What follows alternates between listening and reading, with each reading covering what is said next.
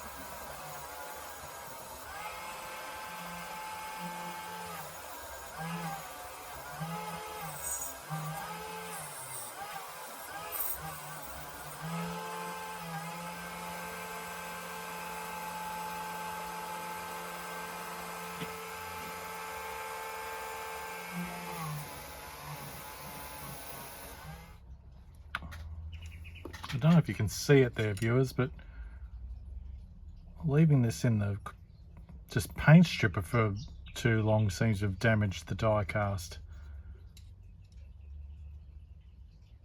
Like, really damaged it.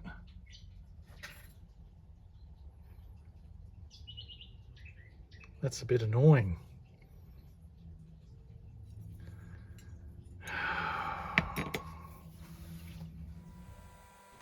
So I started from scratch and stripped 2 new bodies because those castings were just about ruined. I've got other plans for them, but I won't be using them for this project. So after I stripped 2 new bodies, I went about flattening off the headlights on these, because the Lotus ones, I've got like a really round end on them. I suppose they're supposed to be like the headlight protectors, but I wanted them to be more flat like factory, so flattened them out a bit.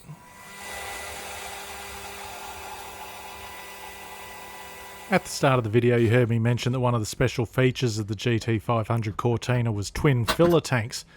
Now, this Lotus model has one round sort of lump in the middle for where the Lotus filler is.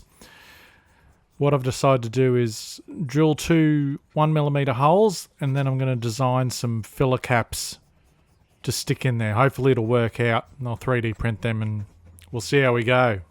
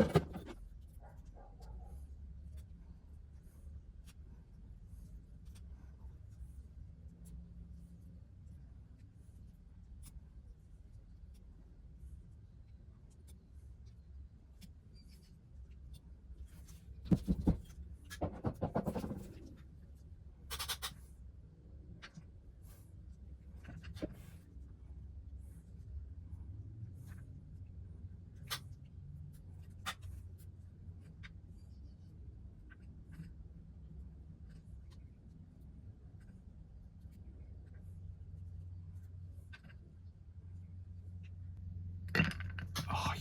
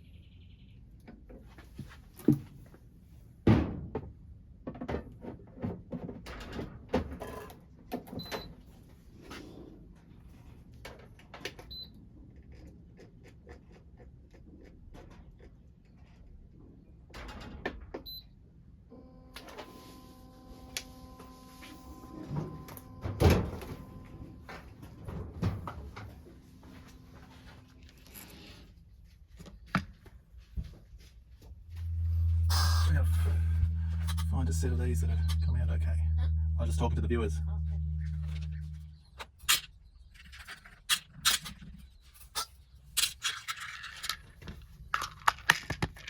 Some of them are no good, but I'll review them on the next build.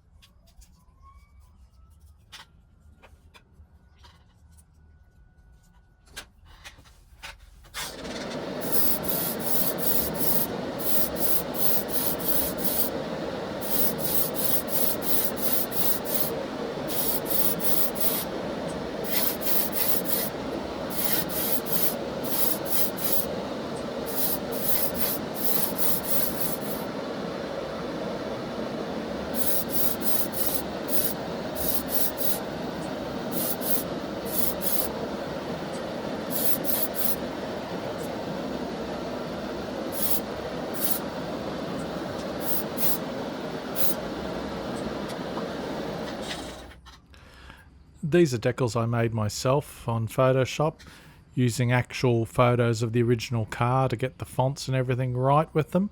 I'm getting better at making smaller decals. I really need to make a separate video showing how I do it now, because it would take us... This video would be twice as long if I tried to show it here. So if you'd really like to see a separate video just on how I do decals, let me know in the comments.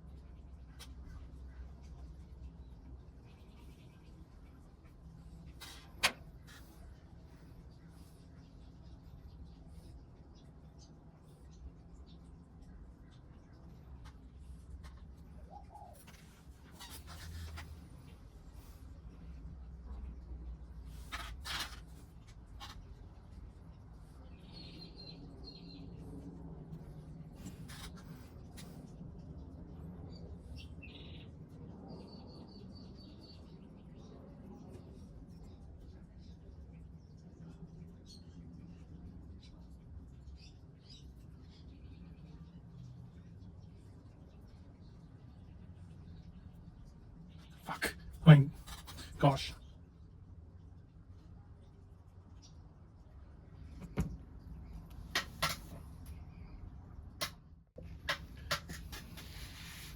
forgot to, viewers. Later on when I was reviewing this footage, I realised I'd left out a couple of the other ones I made. I made Cortina badges for the hood, or the bonnet, whichever you prefer. And I missed the Cortina badge on the boot lid, but if I don't tell anyone, no one will know. I'm not sure if I'm actually going to use these, viewers. This is more an experiment, because obviously the Bathurst cars have bumper bars on them.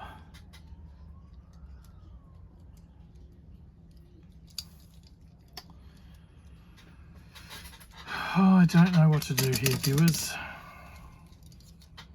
Run the risk of completely wrecking it. You know what? I think it looks too thick. I think I might just leave them off.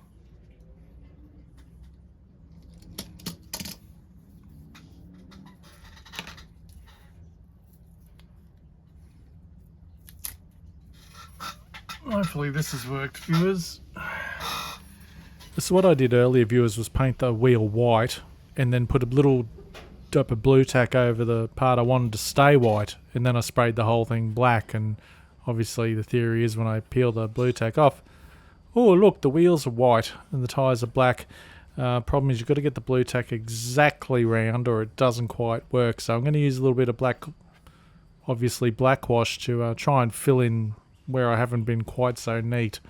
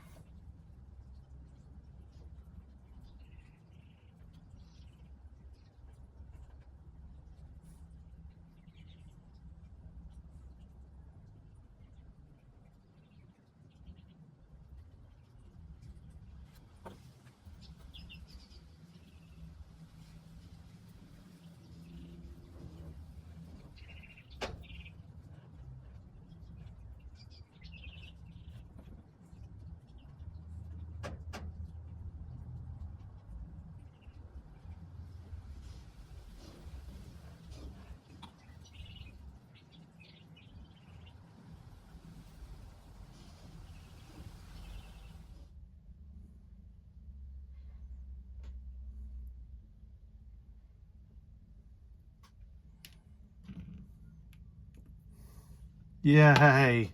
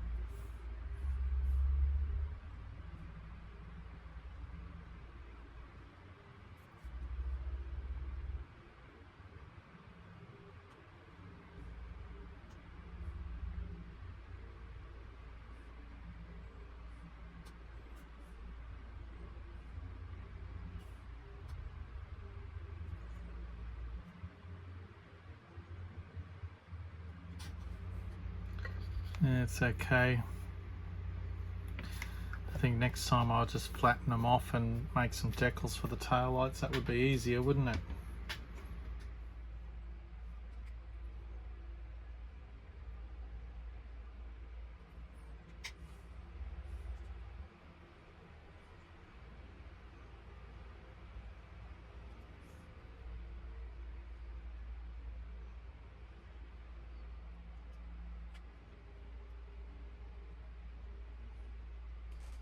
Alright, and just like that, as if by magic with no grief whatsoever, we are done! Hooray! Okay, here we are back at the start with my factory fresh Hot Wheels Lotus Cortina, legend of the automobile industry. These are already getting hard to find at the shops. I'm not going to lie, I snap them up when I see them because I don't want to pay over the odds for them to scalpers. I've got lots of projects and ideas for these cars. This won't be the last custom I do. Hopefully next time I won't leave it till the weekend of the event to, finish it off. At any rate, this is what we started with, and this, dear viewers, is what we're left with now. Ta-da! Looking pretty good if I do say so myself. Obviously there's a few historical inaccuracies here. It's not quite the right year model Cortina. Wasn't able to replicate the bumpers. I had a go, I had a try, but not really. I probably could have made the wheels a little bit bigger. There's a couple of other glaring inaccuracies that the keen-eyed amongst you will notice. I didn't do the tie-down straps for the bonnet, but I did get the twin fillers. I'm proud of that. I wasn't going to do that either, and I thought, no, you've got to make some kind of an effort, Peter, or what's the point? At any rate, I hope you've enjoyed this video, viewers. Yeah, that's all I've got to say about it.